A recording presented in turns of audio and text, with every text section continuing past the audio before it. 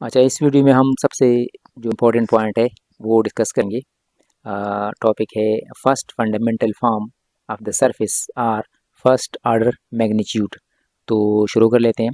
Consider two neighbouring points on the surface with position vector r and r plus del r corresponding to the parameter u v. ठीक है, respectively u में change होगा u plus d u, इसी तरह v में होगा v plus D we. ठीक है। अच्छा, देन r जो सरफेस की जो जनरल फॉर्म है वो हम इस तरह लिखते हैं आर यू वी। इसमें दो पैरामीटर है, तो इसका जो टोटल डिफरेंशियल है, टोटल डिफरेंशियल कैलकुलस 3 में हमने पढ़ा है ये, वो हमारे पास इसकी इक्वल होगा del r by del u d u plus del r by del v d v. ये टोटल डिफरेंशियल है। ठीक है। अच्छा, as the 2 points are adjacent on the curve passing through them, the length ds of the arc joining them is equal to their actual distance dr apart।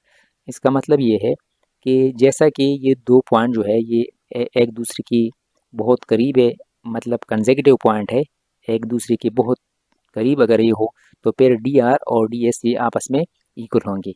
इसको मैं यहाँ पर explain कर लेता हूँ। यहाँ देखिए, फर्ज करें एक पॉइंट पी है हमारे पास सरफेस के ऊपर, दूसरा है क्यों। ठीक है, और ये जो वेक्टर है ये आर है, ये वाला vector r plus del r है। अच्छा, ये डी आर है और ये जो कर्व है ये डी एस है। तो अगर ये दो पॉइंट्स एक दूसरे के करीब हो तो डेफिनेटली ये जो डी आर है और डी एस ये आपस में इक्वल होंगे। मतलब ये जो क्यों है ये यहाँ पे हो या फिर यहाँ पे हो, जितने ये करीब होते जाएंगे यहाँ पे अगर ये आ जाए, फॉर एग्जाम्पल ये जो पॉइंट क्या है यहाँ पे पॉइंट क्यों, अगर हम यहाँ पर तस्वर करें, ठीक है, इस तरह, तो फिर डी आर और डी एस आपस में इक्वल होंगे। डी आर और डी एस आपस में इक्वल, तो ये क्लियर हो गया कि डी आर और डी एस आपस में किस तरह इक्वल होंगे या हो सकते हैं। ठीक है, मैं वापस यहाँ पे आ रहा हूँ। तो अब हम d s equal to d r magnitude square लिख सकते हैं। क्लियर हो गया। अब आगे हम इसको मज़ीद पढ़ेंगे। अच्छा, तो हमने ये पढ़ा कि डी आर एप्सिलूट स्क्वायर ये डी एस स्क्वायर की इक्वल होता है। ठीक है, जैसा कि यहाँ पर मैंने डी आर एप्सिलूट स्क्वायर लिखा है, डी आर असल में वेक्टर होता है ना, तो उसकी मैग्नीट्यूड के लिए आपने उसकी मैग्नीट्यूड फाइंड करना है, उसके बाद उसका स्क्वायर लेना है। इसी तरह डी एस सिंपल डेस है, इसलिए इसमें मैग्नीट्यूड की जो सिंबल है वो नहीं है। अच्छा, अब ये जो यहाँ पर ये जो नोटेशन है ये हम डिस्कस कर चुके हैं कि R1 क्या रिप्रेजेंट करेगा, partial derivative with respect to u। इसी तरह R2 क्या रिप्रेजेंट करेगा, partial derivative with respect to v। R11 क्या होगा, partial derivative u double time. ठीक है, इसी तरह R22 क्या होगा, R12 क्या होगा। ये नोटेशन मैंने पहले आपको बताए थे, आगे ये यूज़ करेंगे। ठीक है। अच्छा, अब डी आर की वैल्यू वहाँ पर जो टोटल डिफरेंशियल की वैल्यू थी वो ये थी। ठीक है, तो डी आर का मैं स्क्वायर यहाँ पर ले रहा हूँ, डी आर स्क्वायर। ठीक है, जब हम इसको एक्सपेंड करेंगे a plus b whole square फार्मूले की मदद से, तो इससे ये आएगा r one square d you square plus r two square d we square plus 2 time r one r two d u d v. अच्छा, अब हम यहाँ पर आसानी के लिए कुछ चीज़ें सपोज कर लेते हैं। जैसा कि यहाँ देखें, आर वन स्क्वायर को मैं ई नाम देता हूँ। ठीक है, आर टू स्क्वायर को मैं जी नाम दे रहा हूँ और आर वन आर टू को मैं एफ नाम दे रहा हूँ आसानी के लिए, क्योंकि आर टू ना डिफ़िकल्ट है और आर एफ लिखना आसान है। तो ये जो ऊपर इक्वेशन है ये कुछ इस तरह बनेगा।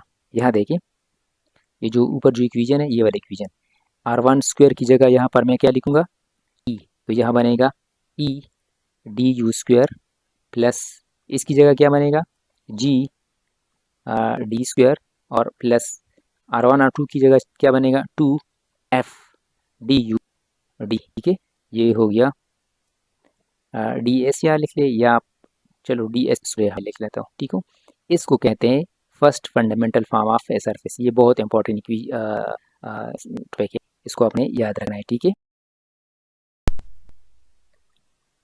तो फाइनली हमारे पास फर्स्ट फंडामेंटल फॉर्म ये डी एस स्क्वायर या फिर d r magnitude square is equal to e d you square plus g d we square plus 2f d u d we.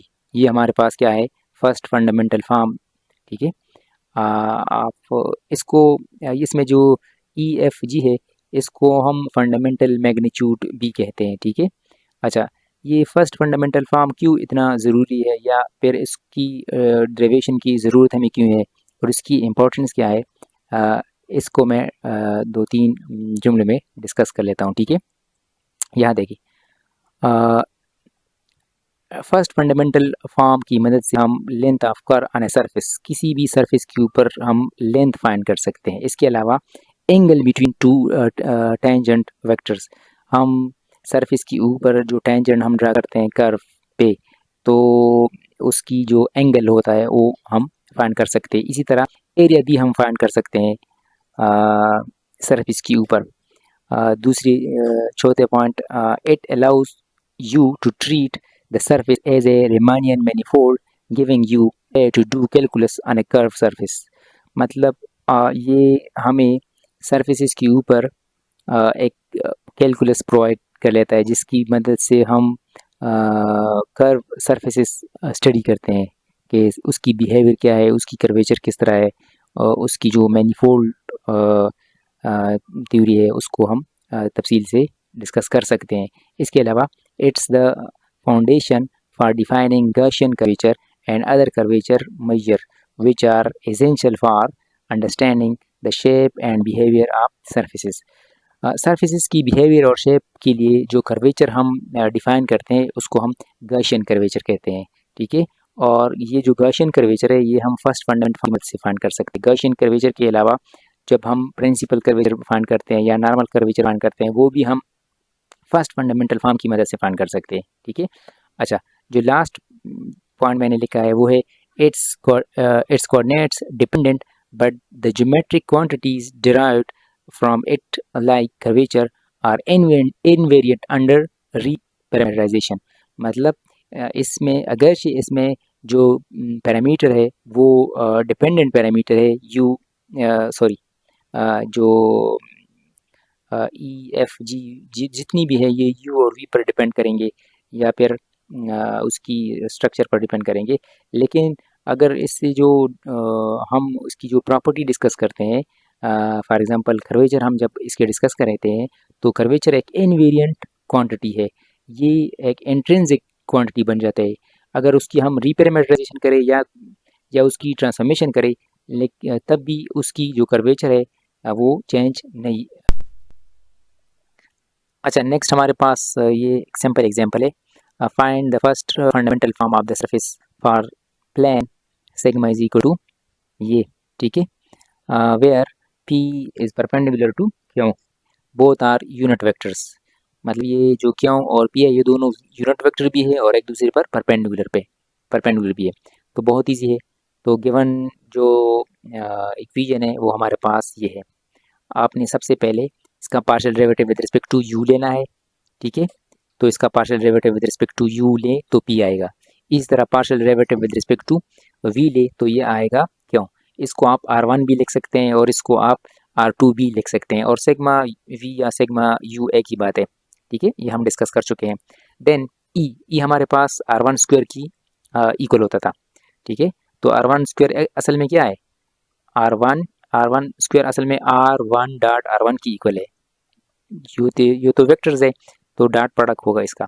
तो यू डॉट यू आप find करें तो P del sigma you की value P है तो ये बनेगा P square और ये यूनिट वेक्टर है तो 7 आएगा। इसी तरह जी वैल्यू हमारे पास R2 स्क्वायर की इक्वल होता है और R2 हमारे पास से है sigma V dot sigma we या R2 डॉट R2 या R2 डॉट R2 और ये बनेगा क्यों स्क्वायर, क्यों भी यूनिट वेक्टर है तो ये बनेगा 1। अच्छा, एफ की वैल्यू हमारे पास है R1 डॉट R2।